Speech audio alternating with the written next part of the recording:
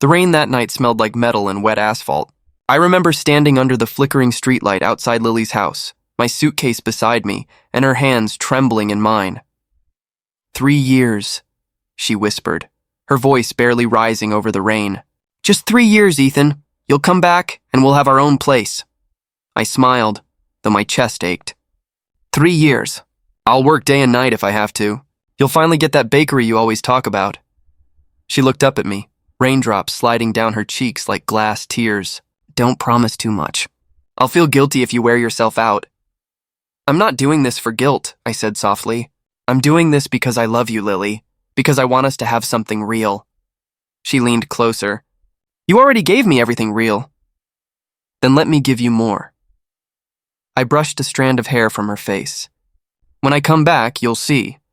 Her eyes glistened as she said, You'd better not forget me.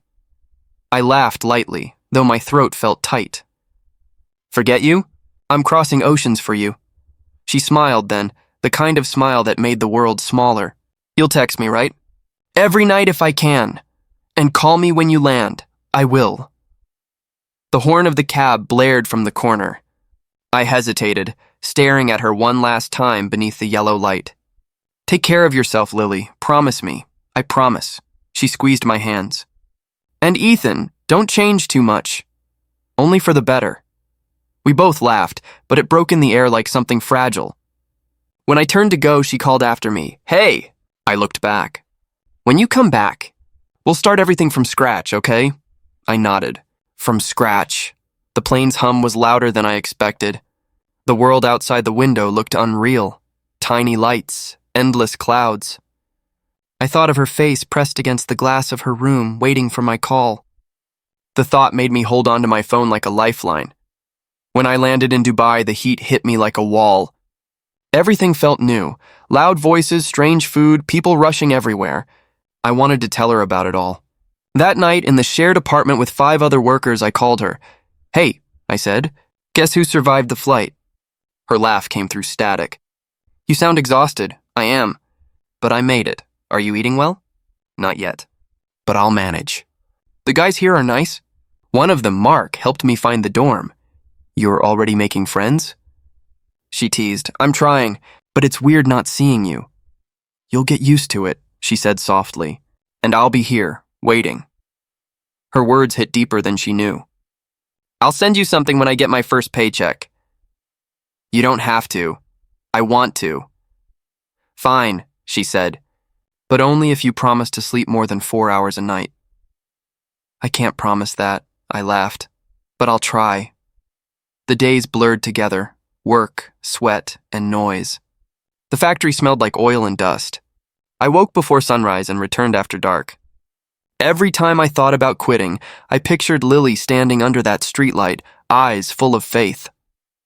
That memory was stronger than exhaustion. Mark would ask sometimes, Man, why push yourself so hard?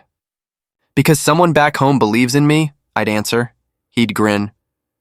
She must be something special. She is. On weekends, I wrote her long messages, little things, the food here is spicy. The city never sleeps. I saw a wedding near the hotel made me think of you. She replied every few days, her words full of warmth. Then once a week passed with no reply. I panicked, checked my phone every hour until her message arrived. Sorry, busy helping Dad at the shop. Miss you. Just reading that line made everything worth it. Months turned into a year. I sent money home, small gifts for her birthday, pictures of sunsets I wished she could see. Every time I heard her voice, it felt like I'd survived another battle. She told me once, You sound stronger, Ethan. Because of you, I said. She laughed. Don't give me all the credit. Then share half? Fine, she replied. Half. On nights when sleep wouldn't come, I'd replay her words in my head. The promises, the laughter, the way she'd said 3 years. I held on to that number like a compass. As the rain hit the dorm window one night, I thought about that streetlight again, the way it flickered between hope and goodbye, and as I turned off my phone after reading her latest message, I whispered to myself, I counted days by her replies. The days began to blur together.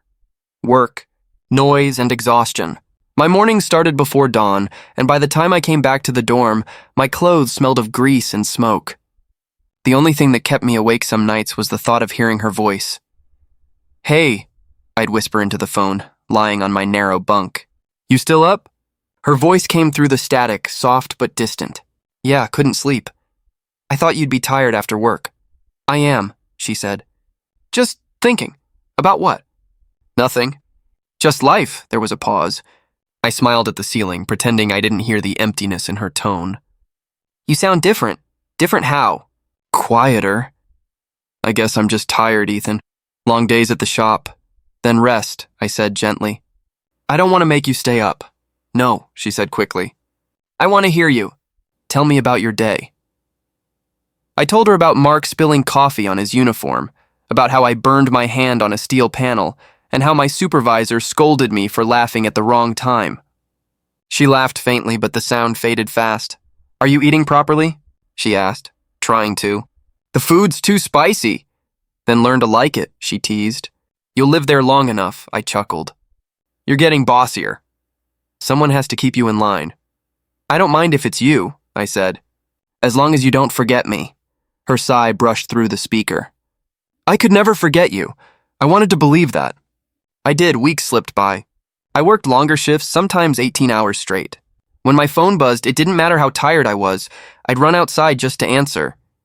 "Hey," I'd pant. "You okay?" "Yeah," she'd say. "Sorry I didn't text.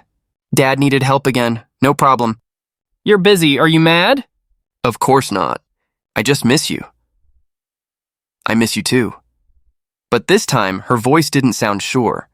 Daniel started texting me more often around that time. "Hey bro, how's work?" I'd reply, "Tiring, but worth it. Keep an eye on Lily for me, all right?" He'd answer, "Of course, man. She's doing fine. Don't worry, I never thought twice about it." Daniel had always been dependable, more social, more confident. I trusted him completely. One night, while talking to Lily, I heard laughter in the background. A man's laughter, familiar, easy, comfortable. "Who's that?" I asked. "Oh," she said quickly, "just Daniel. He's helping me fix the shelf." "At this hour?" "Yeah, we were both bored," I smiled weakly. "You two always find something to do." "It's not what you think," she said, almost defensive. "I didn't say it was," I replied, forcing a chuckle. "I'm glad he's keeping you company." "You're not upset?" "Why would I be? He's my brother." There was silence for a moment before she said softly, "You're too trusting sometimes." "Maybe. But it's better than doubting everyone." She didn't answer. I could hear Daniel's voice faintly in the background, saying something I couldn't catch. My stomach tightened for reasons I couldn't explain. A few days later, she stopped replying altogether. I sent 3 messages. No response. By the 4th day, my chest felt hollow. When she finally answered, it was short. "Sorry, work's been crazy. Miss you." I stared at the screen, reading it over and over. That night, when she called, I tried to keep my tone light. "I thought you got kidnapped. I told you I was busy. 4 days busy?" "Ethan, don't start," she said sharply, then sighed. "I didn't mean that. I'm just tired." "I get it," I said quickly. "I'm sorry. You don't have to apologize. I just worry. I know you do. That's what I love about you." But something in her voice felt rehearsed, like she was reading a line she'd said too many times. After we hung up, Mark looked over from his bunk. "You okay, man?" "Yeah," I lied. "Just tired," he nodded, turning back to his phone. I lay there, staring at the ceiling fan spinning in slow circles. My chest felt tight, like something inside me already knew what my mind refused to believe. The next morning, I texted Daniel again. "Thanks for watching out for her." He replied with a thumbs-up emoji. I tried to smile at the screen. But somehow it felt like my trust was starting to sound like denial. And that night, when Lily's call came, I listened closely, not to her words, but to the pauses between them. Because even across the ocean, silence can say more than love ever does. The morning started like any other. The factory buzzed, metal against metal, the air thick with dust. I was halfway through my shift when my phone vibrated in my pocket. Seeing Mom's name on the screen made me smile. I wiped my hands and stepped outside. "Mom, you're up early," I said, shouting over the sound of trucks. Her voice came bright and cheerful. "Ethan, oh sweetheart, I've got news." "What kind of news?" I laughed. You sound like you won the lottery. Well, she said, dragging the word, your brother did. Daniel? I frowned. What happened? He's getting engaged, she said, almost squealing. Can you believe it? I blinked, half smiling. Engaged? Wow, that's sudden. To who? Silence, just the faint sound of her breathing. Mom? I asked again. Who's the lucky girl? She hesitated. Oh, I shouldn't be the one to say. You'll hear it from him soon. My chest tightened slightly. What do you mean? You're making it sound like a state secret. Before she could reply, I heard a familiar voice in the background. Hey, give me the phone, Mom, Daniel said. Then he came on the line. Yo, bro, Daniel. So it's true? You're getting engaged? I said, smiling despite the confusion.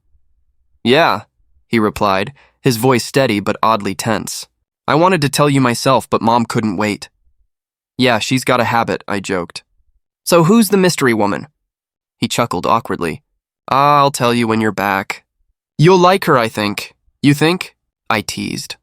What, are you not sure yet? He laughed, but it sounded forced. Nah, it's complicated. You'll see. Anyway, how's work? Same old grind, I said.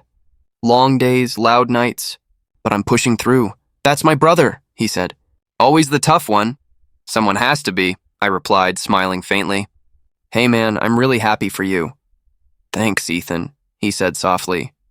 That means a lot. We talked for a few more minutes, about Dad's health, about the roof leaking again, but something about his tone stuck in my head. He sounded nervous, like he was holding something back. Before hanging up, he added, Hey, don't overthink anything, okay? Overthink what?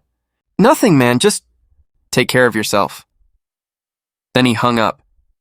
For the rest of the day, I couldn't shake the feeling that something was off. My mind replayed that call on loop. Who's the girl? Why the secrecy? Daniel had always been open with me, almost too open. Now it felt like he was speaking in riddles. At lunch, Mark nudged me. You look like you've seen a ghost, man. My brother's getting engaged, I said. He grinned. That's good news, right? Yeah, I just don't know who to, Mark shrugged. Maybe he wants to surprise you. Maybe, I muttered, staring at my untouched food. That night, after my shift, I checked my phone out of habit. No new messages. The last one from Lily was almost 3 weeks ago. Miss you, don't skip meals again. I scrolled through our old texts, smiling at her emojis, her voice notes, her promises. I thought about calling, but something told me not to. Maybe she was still busy. Maybe she'd call first. An hour later, my screen lit up. It was her, I answered immediately. Lily, hey. Her voice came soft, uncertain. Ethan? Wow, it's been a while. I was starting to think you forgot about me. I didn't forget, she said. I just needed time. Time for what? I asked, laughing lightly. You sound serious? She paused, then sighed. We need to talk. When you come home. The words hit me harder than I expected. Talk about what? About us. I can't explain over the phone. My throat went dry. You're scaring me. I don't want to, she said quietly. I just need you to understand that things changed a bit. Changed? I repeated. Lily, what's going on? I'll tell you when you're here, she whispered. Promise me you won't be angry. I can't promise anything until I know what I'm promising for, I said, trying to sound calm. Just tell me if I did something wrong. No, she said quickly. You didn't. It's not about that. Then what? I asked, desperate now. What's happening, Lily? Her silence stretched. I could hear her breathing, uneven and shallow. Just come home soon, Ethan, she finally said. Please. Before I could respond, the line went dead. I stared at the screen, my reflection dim on the black glass. My hands shook a little. Engagement. Secrets. Things changed. I rubbed my face, forcing a weak laugh. Maybe she's just nervous, I told myself. Maybe Daniel's engaged to one of her friends. Maybe I'm imagining things. But even as I said it, I felt something cold twist inside me. I'd spent years trusting voices through static, but that night, every one of them sounded like a lie waiting to surface. The taxi slowed to a stop in front of our old house, its yellow paint faded but familiar. My hands trembled as I paid the driver. 3 years away, working, saving, dreaming, and now, finally, I was home. I stood there for a moment, breathing in the humid air, hearing the faint laughter inside. Mom's laughter. Daniel's, maybe. I smiled, clutching the suitcase full of gifts. My heart pounded in anticipation. When I stepped through the gate, the screen door flew open. "Ethan!" Mom shouted, running toward me. "Mom!" I dropped everything and hugged her tight. "You look the same. Maybe younger." "Oh, hush," she said, laughing through tears. "Look at you, all grown, all strong." "My boy's back!" Daniel appeared next, arms wide. "Look who finally decided to come home." "Yeah," I said, pulling him into a hug. "Didn't think you'd miss me, little brother." He grinned. "Miss you?" "Maybe a little." The warmth, the smell of home-cooked food, the faint sound of the ceiling fan. Everything felt right. For a moment, I believed this was what I'd been working for. Then I heard a voice, soft, familiar. "Ethan." I froze. That voice, the one I'd replayed in my head for years. I turned. Lily stood by the doorway, hair tied loosely, eyes wide, wearing a pale dress that caught the sunlight. My heart stuttered. "Lily?" My voice cracked. "You're here?" She nodded, a small trembling smile forming. Before I could step closer, Daniel's hand slid into hers. My eyes followed the motion, his fingers locking with hers, and then the ring. Silver, gleaming, deliberate. My breath stopped. Daniel's voice broke the silence. "Ethan, there's something I need to tell you." My pulse roared in my ears. "Tell me what?" Lily's lips parted. "Ethan," she whispered, "meet my fiancé." "Your brother." The words didn't make sense at first. They floated in the air, detached, unreal. I blinked, waiting for someone to laugh, to say it was a prank. But no one did. Mom's smile faltered. "We were waiting to tell you, honey," she said softly. It just happened." "Just happened?" I repeated, my voice hollow. "You mean—" Lily stepped forward, her eyes glistening. "Please don't hate me." "Hate you?" I let out a laugh, sharp and strange. "No, I'm just confused." Daniel rubbed the back of his neck. "Bro, I didn't plan it. You were gone. Things changed." "We didn't what?" I snapped. "Didn't think I'd find out? Didn't think I'd come home?" "Ethan," Mom said quickly, touching my arm. "Please, let's not do this here." I looked at her hand on me, then at them, Daniel, the ring, Lily's trembling lips. "I brought gifts," I said, forcing a smile. "I should hand them out before I ruin the party." "Ethan, please," Lily began. I cut her off. "Congratulations, you two." My voice shook, but I kept the smile. "You make a beautiful couple." Daniel's eyes darted away. "Ethan, I swear I wanted to tell you earlier." "But you didn't," I said quietly. The room went still. The air felt heavy, pressing down on my chest. My hands tingled, numb, distant. I looked at Lily again. 3 years, I whispered. "You couldn't wait 3 years to tell me this?" Tears welled in her eyes. "I didn't mean for it to happen. I didn't plan any of it." "Right," I said softly. "Things just happen, like love, like betrayal." "Ethan," Mom said again, her voice breaking. "Please don't." I stepped back, forcing a shaky laugh. "I'm fine, Mom. Really, I just need to—" "Unpack." Daniel tried to stop me. "Wait, man, can we talk?" "Just us?" I shook my head. "Not tonight." "Ethan," I said, "not tonight." I picked up my suitcase and headed toward my old room. My legs felt heavy, like wading through water. I could still hear their voices behind me. Muffled apologies, whispers, the sound of my mother crying softly. Inside my room, nothing had changed. The same desk, the same curtains, the photo of all three of us smiling. My vision blurred. I shut the door and leaned against it. My chest tightened. I pressed a hand to my heart, trying to slow it down, but it only pounded harder. "Fiancé?" I muttered, the word burning my tongue. "My brother." I stopped, choking on a sound between a laugh and a sob. I sank onto the bed, my head in my hands.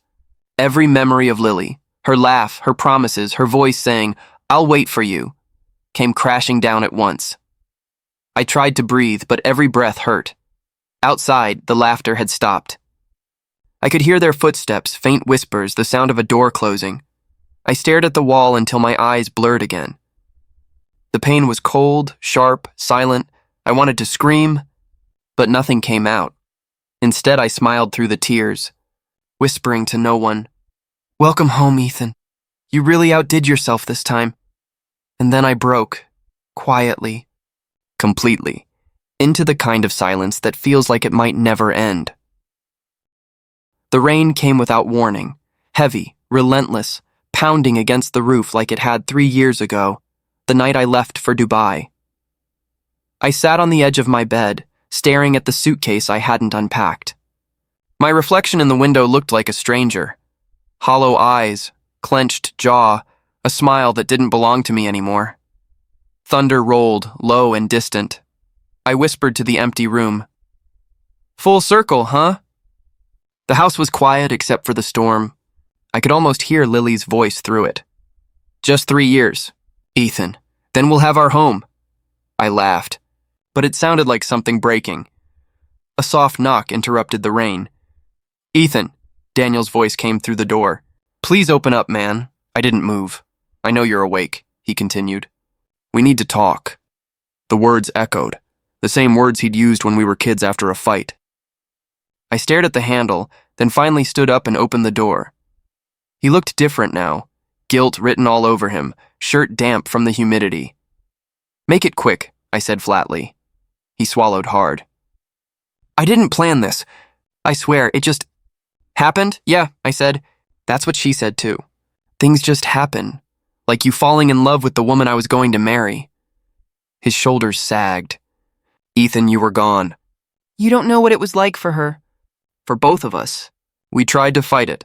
"Fight it?" I snapped. "You fought it by slipping a ring on her finger?" He flinched. "I'm sorry. I really am." "Then why are you here?" I asked. "To make yourself feel better?" He shook his head. "Because you're my brother." "Because I still care about you," I laughed, cold and sharp. "You care? You took everything that mattered and you call it care?" He stepped closer. "I didn't take her from you. She chose me." That line hit harder than I expected. I stared at him. My brother, my blood. And for a moment, I saw the little boy who used to follow me everywhere. "She chose you," I repeated quietly. "Yeah, guess that makes sense. I was too far, too late, too blind." He reached out, but I stepped back. "Don't," I warned. "Not tonight." He hesitated, then sighed. I didn't want to lose you too." "You already did," I said, and shut the door in his face.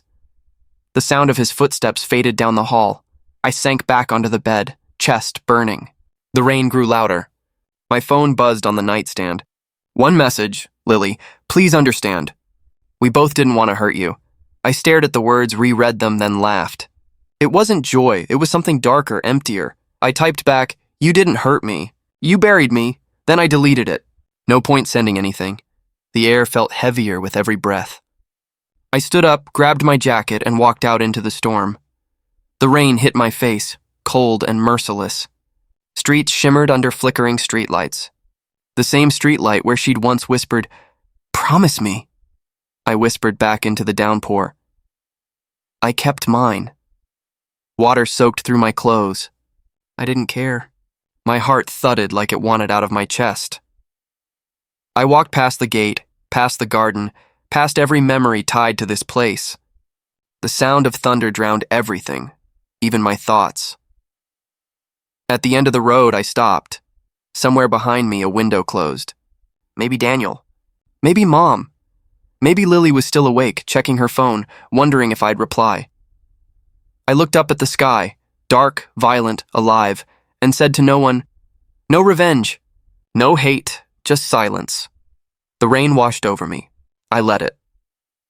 For the first time in days, I felt something other than pain. A strange, quiet clarity. I had nothing left to protect, nothing left to prove. "I'm done," I whispered. "You can have everything. The house, the dreams, even the memories." Lightning flashed, and for an instant, I saw myself reflected in a puddle, soaked, trembling, but free. I turned away from home and walked toward the bus stop. No bag, no plan. Just distance. Each step felt lighter, even as my shoes filled with water. The storm roared on, and I let it swallow me whole. That night, I didn't vow revenge. I made a quieter promise to disappear, to rebuild, to be someone who could live again. The rain blurred everything behind me, and I didn't look back. The plane touched down just after sunrise. I watched the city lights fade beneath the morning mist, my reflection ghosted on the window, tired eyes, no rings, no promises left. When the doors opened, I stepped into the air of a new country. No one was waiting for me this time. No messages, no expectations, just silence and the kind that doesn't hurt anymore. At work, everything felt mechanical. I kept my head down, took extra shifts, and spoke only when needed. I didn't want connections. I didn't want anyone asking about the past I'd buried under rain, but life has its own way of introducing people. "Hey, you're new here, right?" a woman asked one afternoon at the cafeteria. I looked up. She wore light blue scrubs and a smile that didn't feel forced. "Yeah," I said. "Ethan?" "Grace," she replied, extending her hand. "I'm one of the nurses." "You look like you haven't eaten since last week," I managed a small smile. "Work keeps me busy." She sat across from me anyway. "Work keeps everyone busy." "That's no excuse to skip meals," I shrugged.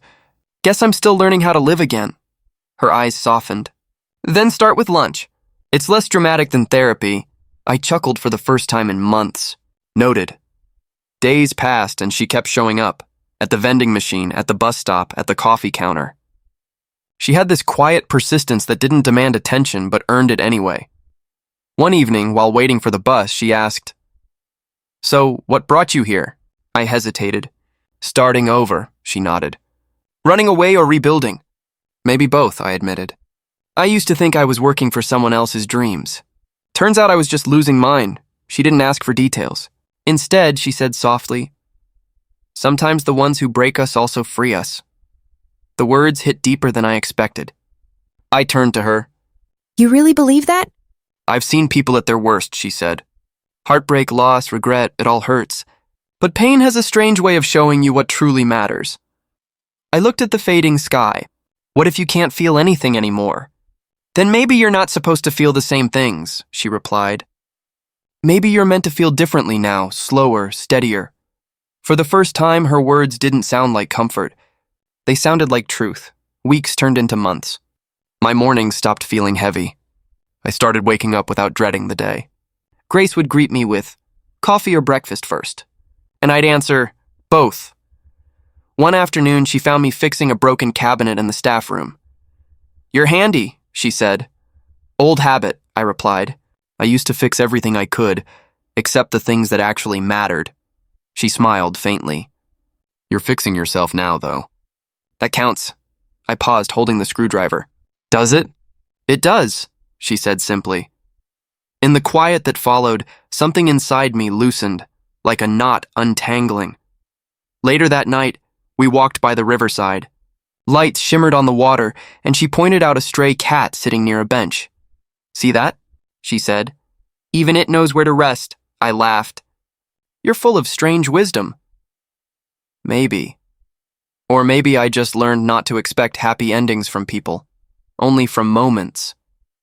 Her words stayed with me long after she left. As I walked home, the city didn't feel foreign anymore. It hummed softly, alive, forgiving. In my small apartment, I looked out at the skyline and whispered, "Maybe this is what peace feels like. No rage, no regret, just breath." I poured myself a cup of coffee, sat by the window, and let the world move quietly outside. Grace's words echoed again. Sometimes the ones who break us also free us. I didn't know if I believed it completely yet, but for the first time I wanted to try. It was a quiet Sunday morning. The sun spilled across my kitchen table as I stirred my coffee, half listening to the hum of the city outside. My phone buzzed once, a message from Mom. I almost ignored it, but something in me said, "Check it." Her words were short. "Mom, Ethan, I thought you should know. Daniel and Lily aren't together anymore. Things have been bad for a while." I stared at the screen, reading it twice. Then came another message. "Mom, he's been drinking. The business went under. She moved out months ago. For a moment, I just sat there. No anger, no satisfaction. Just stillness." Grace walked in, tying her hair up. "You're up early. Everything okay?" I slid the phone toward her. "Got some news from home." She glanced at the screen, then looked at me. Your brother and her? Yeah, I leaned back. Their perfect life didn't last long. Grace poured herself some coffee, her movements calm. How do you feel? I don't know, I said. It's strange. 2 years ago, I would have imagined this moment, maybe even wished for it. Now it just feels quiet. She sat across from me, studying my face. Quiet's not a bad thing. I thought I'd feel vindicated, I said. You know, some sense of justice. But all I feel is distance, Grace smiled faintly. That's called healing, I gave a half laugh. Healing or apathy? Peace, she said simply. You don't need revenge when time does the job for you. Her words lingered in the air like warm sunlight. I nodded slowly. You're right. Time has its own way of balancing things. Daniel got what he chased. Lily too. I don't even blame them anymore. Grace took a sip of coffee. You sound like someone who finally stopped looking back. I guess I did. I looked out the window. For years, I carried them everywhere. Their faces, their betrayal. It used to poison everything I touched, but now, they're just people who made choices, and I made mine. Grace reached across the table, her hand brushing mine. You chose yourself. Yeah. I smiled, soft and real. And maybe for the first time, that's enough, she grinned. Look at you, philosopher of the morning. Don't get used to it, I said, chuckling. I still hate mornings. She laughed too, the sound light and genuine. I glanced at my phone again, at the unread message that followed. Mom, they both asked about you. Said they hope you're doing well. I typed a reply, paused, and then deleted it. There was nothing left to say, Grace noticed. Not replying? No point, I said. They'll figure out I'm okay. Maybe that's enough. You're sure? Yeah, I exhaled, feeling something unclench inside me. I forgave them the day I stopped needing them. Grace leaned back, smiling proudly. That's a rare kind of freedom, I nodded. Took me long enough. The room filled with the soft ticking of the clock. For once, silence didn't feel empty. It felt earned. I stood up, pulling the curtains open. The morning light poured in, painting everything gold. Grace stretched and said, Breakfast? Only if you're cooking, I teased. Deal, she said, walking toward the stove. As the smell of coffee and toast filled the kitchen, I looked at the rising sun. Bright, calm, merciful. No bitterness. No ghosts, just life finally moving forward. And somewhere far away, karma had already finished what I never had to start. The night was quiet. The kind of quiet that feels like the world is holding its breath. I sat by my small desk, a blank page open in front of me, pen hovering over it.